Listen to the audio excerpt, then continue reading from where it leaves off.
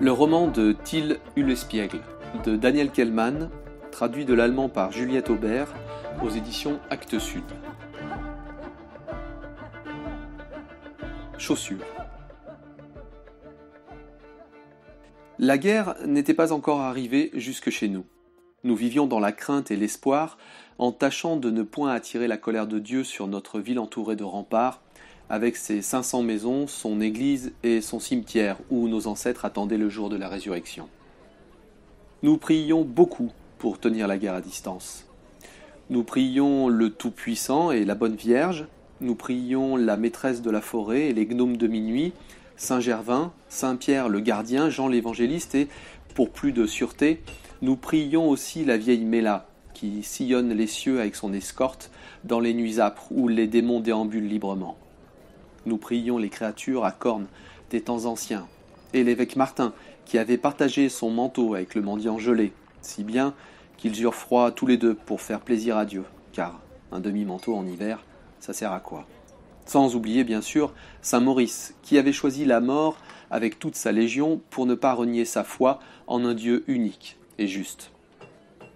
2 fois par an, nous recevions la visite du collecteur des impôts, qui semblait toujours étonné de nous voir en vie.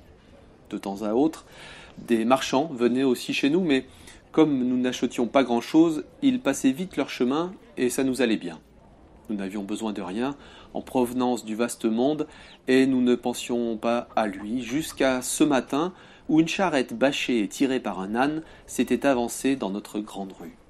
C'était un samedi et le printemps, depuis peu, l'eau de la fonte des neiges faisait enfler la rivière et nous avions semé le grain dans les champs qui n'étaient pas en jachère. Une tente en toile de voile rouge était déployée sur la charrette. Une jeune femme était accroupie devant. Son corps ressemblait à un sac, son visage à du cuir, ses yeux à de minuscules boutons noirs. Derrière elle, une femme plus jeune, brune, avec des taches de rousseur. Sur le siège du cocher, un homme que nous reconnûmes alors qu'il n'était jamais venu ici et, lorsque les premiers se souvinrent et crièrent son nom, d'autres se souvinrent aussi, et on entendit bientôt des quantités de voix s'écrier de toutes parts « Till est là, Till est venu, regardez, c'est Till !» Il ne pouvait s'agir que de lui. Les tracts parvinrent même jusque chez nous. Ils arrivaient par la forêt, emportés par le vent, apportés par les marchands. Dans le vaste monde, on en imprima plus qu'on ne pouvait en compter. Il y était question de la nef des fous et de l'immense bêtise des curés, et du méchant pape de Rome, ou du diabolique Martinus Luther de Wittenberg, et du sorcier Horridus, et du docteur Faust, et de Gavin le héros de la table ronde, et justement de lui, Till Ulespiègle, venu nous voir en personne. Nous connaissions son pourpoint bigarré, sa capuche déformée et son manteau en peau de veau. Nous connaissions son visage émacié, ses petits yeux, ses joues creuses et ses dents de lapin. Son pantalon était en bon tissu, ses chaussures en cuir de qualité, mais il avait des mains de voleur ou de greffier, des mains qui n'avaient jamais travaillé. La droite tenait la bride, la gauche le fouet. Ses yeux étincelaient, il saluait par-ci et par-là.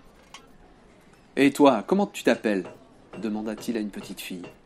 La petite ne dit rien car elle ne comprenait pas que quelqu'un de célèbre puisse lui adresser la parole. « Vas-y, réponds !» Lorsqu'elle dit en bafouillant qu'elle s'appelait Martha, il se contenta de sourire comme s'il le savait depuis toujours. Il lui demanda alors avec une grande attention, comme si c'était important pour lui. « Et tu as quel âge ?» Elle se racla la gorge et le lui dit. Au cours des 12 années de sa vie, elle n'avait jamais vu Dieu comme les siens. Des yeux comme cela, il y en avait peut-être dans les villes libres de l'Empire et à la cour des grands de ce monde, mais jamais quelqu'un avec des yeux pareils n'était venu chez nous. Martha ignorait jusque-là que le visage d'un homme pouvait exprimer une telle force, une telle ardeur d'âme.